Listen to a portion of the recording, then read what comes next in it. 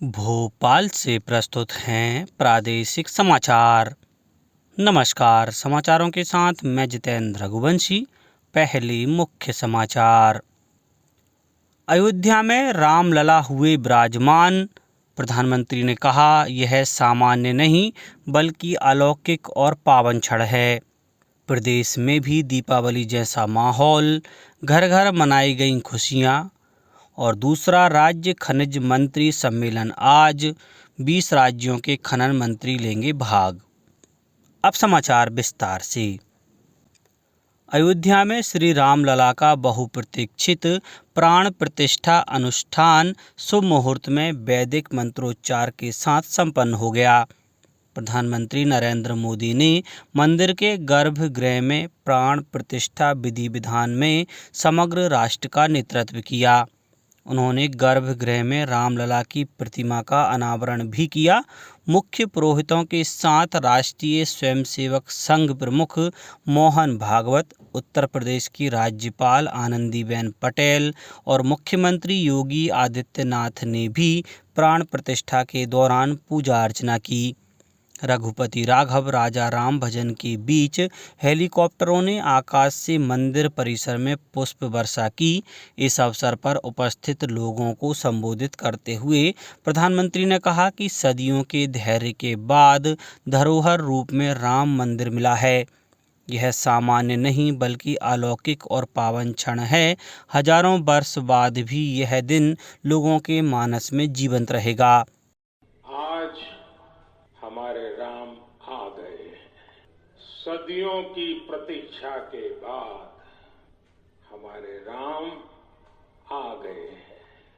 सदियों का अभूतपूर्व धैर्य, अनगिनत बलिदान, त्याग और तपस्या के बाद हमारे प्रभु राम आ गए हैं। इस शुभ घड़ी की आप सभी को, समस्त देशवासियों को बहुत बहुत बधाई। इस आयोजन में अनेक जानी मानी हस्तियों ने भी भाग लिया।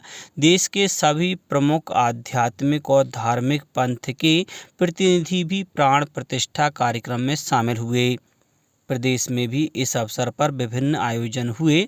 भगवान श्री राम से जुड़े 2 प्रमुख स्थानों चित्रकूट और ओरछा में खास तौर पर आयोजन हुए। भगवान श्री राम मंदिर प्राण प्रतिष्ठा के पावन अवसर पर जहां भगवान राम की तपोभूमि चित्रकूट में देश के कोने कोने से बड़ी संख्या में श्रद्धालु और तीर्थयात्रियों ने पहुंचकर मां मंदाकिनी में स्नान कर कामदगिरि पर्वत का परिक्रमा लगा रहे हैं। सभी मंदिरों को सजाया गया है।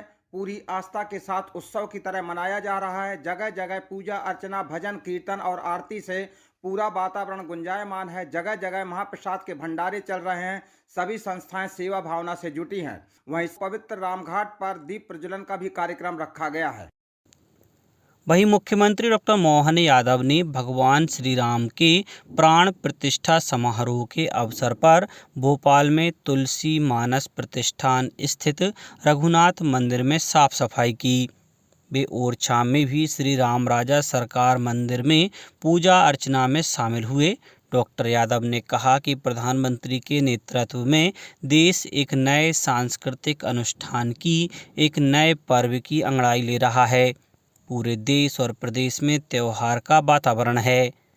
इंदौर में शहर के 21 चौराहों पर विशेष सज्जा भी की गई। शहीद पार्क में 500 स्कूली बच्चों द्वारा सामूहिक सुंदरकांड का पाठ किया गया। नीमच जिले में हर घर रंगोली और केसरिया ध्वज से सजा हुआ है। शिवपुरी के हनुमान मंदिर में आयोजित धार्मिक कार्यक्रम में केंद्रीय मंत्री ज्योतिरादित्य सिंधिया शामिल हुए। अशोकनगर में भी भारी उत्साह रहा। यहां नगरपालिका अध्यक्ष द्वारा 500 हनुमान चालीसा तथा 108 सुंदरकांड पाठ का आयोजन किया गया। रतलाम में सूक्ष्म लघु एवं मध्यम मंत्री चैतन्य कश्यप के आतिथ्य में सुभाष नगर स्थित शहर के एकमात्र महर्षि वाल्मीकि मंदिर में कार्यक्रम आयोजित किया गया। सीहोर में नगर तथा ग्रामीण क्षेत्रों में दीपावली जैसा माहौल है। देवास जिला जेल में राम नाम की श्रृंखला बनाकर 3100 दीप प्रज्वलित किए गए। महिला बंदियों द्वारा रंगोली बनाई गई। खंडवा में भी कई स्थानों पर मंदिरों की प्राण प्रतिष्ठा की गई। छिंदवाड़ा जिले के सभी छोटे बड़े मंदिरों में साफ सफाई के साथ रंगीन तोरणों से सजावट की गई। धार जिले में मंदिरों में सुंदरकांड, हनुमान चालीसा, राम स्तोत्र पाठ और रामायण पाठ किए गए। मुख्यमंत्री डॉक्टर मोहन यादव बुधवार को भोपाल में बाल शिक्षा का अधिकार अधिनियम, किशोर न्याय अधिनियम एवं पॉक्सो अधिनियम की जागरूकता के लिए आयोजित राज्य स्तरीय कार्यशाला का शुभारंभ करेंगे। कार्यशाला का उद्देश्य जिला स्तर पर कार्यरत प्रशासनिक, सामाजिक एवं न्यायिक संस्थाओं के प्रतिनिधियों को इन अधिनियमों के विषय में जागरूक कर उनके मध्य आपसी समन्वय स्थापित करना है। राष्ट्रपति श्रीमती द्रौपदी मुर्मू ने विज्ञान भवन में आयोजित पुरस्कार समारोह में मध्य प्रदेश के मास्टर अवनीश तिवारी को प्रधानमंत्री राष्ट्रीय बाल पुरस्कार 2024 से सम्मानित किया। राष्ट्रपति श्रीमती मुर्मू ने मास्टर अवनीश को पदक, प्रमाण पत्र और प्रशस्ति पत्र दिया। इंदौर के 9 वर्षीय मास्टर अवनीश को सामाजिक सेवा में उत्कृष्टता के लिए यह पुरस्कार प्रदान किया गया है। कार्यक्रम में केंद्रीय महिला बाल विकास मंत्री श्रीमती स्मृति ईरानी और राज्य मंत्री डॉक्टर मुंजपरा महेंद्र भाई भी उपस्थित थीं। मास्टर अवनीश डाउन्स सिंड्रोम से प्रभावित एक विशेष बालक हैं। 7 वर्ष की आयु में उन्होंने माउंट एवरेस्ट के बेस कैंप तक सफल ट्रैकिंग की है। वर्ष 2022 में श्रेष्ठ दिव्यांग बालक पुरस्कार पाने वाले वे सबसे कम उम्र के बालक थे। समारोह में वीरता, कला और संस्कृति, नवाचार, विज्ञान, प्रौद्योगिकी, समाज सेवा और खेल जैसे क्षेत्रों में 5 से 18 वर्ष आयु वर्ग के 18 अन्य बच्चों को सम्मानित किया गया। 23 जनवरी 2024 को प्रधानमंत्री श्री नरेंद्र मोदी सभी राष्ट्रीय बाल पुरस्कार विजेताओं से संवाद करेंगे। पुरस्कार विजेता गणतंत्र दिवस समारोह 2024 में भी भाग लेंगे। मुख्यमंत्री डॉक्टर मोहन यादव के मुख्य आतिथ्य एवं केंद्रीय कोयला, खान एवं संसदीय कार्य मंत्री प्रहलाद जोशी की अध्यक्षता में भोपाल में दूसरा राज्य खनिज मंत्री सम्मेलन होगा। इसमें 20 राज्यों के खनन मंत्री भाग लेंगे। खान मंत्रालय द्वारा इस अवसर पर माइनिंग एंड बियॉन्ड विषय पर प्रदर्शनी का आयोजन मिंटो हॉल परिसर में किया जाएगा। इसमें मध्य प्रदेश सरकार के अलावा जीएसआई, डीएमएफ, प्रमुख खनन कंपनियां, निजी गवेषण एजेंसियां और स्टार्टअप्स अपनी उपलब्धियों को प्रदर्शित करेंगे। राज्यपाल श्री मंगूभाई पटेल के निर्देश पर गणतंत्र दिवस के अवसर पर राजभवन आमजन के लिए 3 दिन के लिए खोला जाएगा।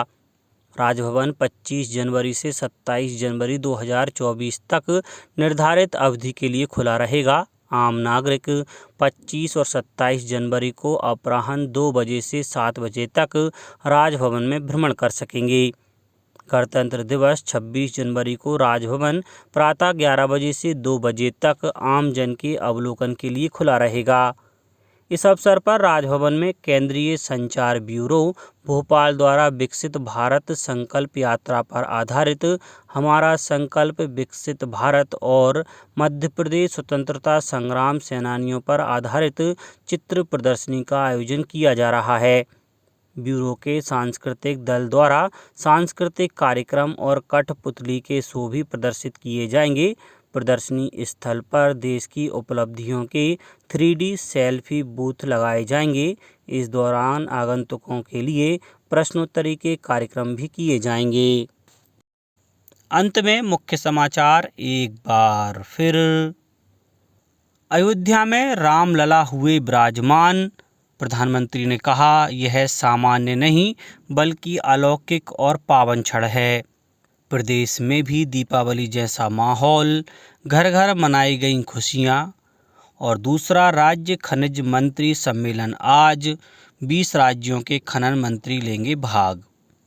आज के इस बुलेटिन में बस इतना ही। नमस्कार।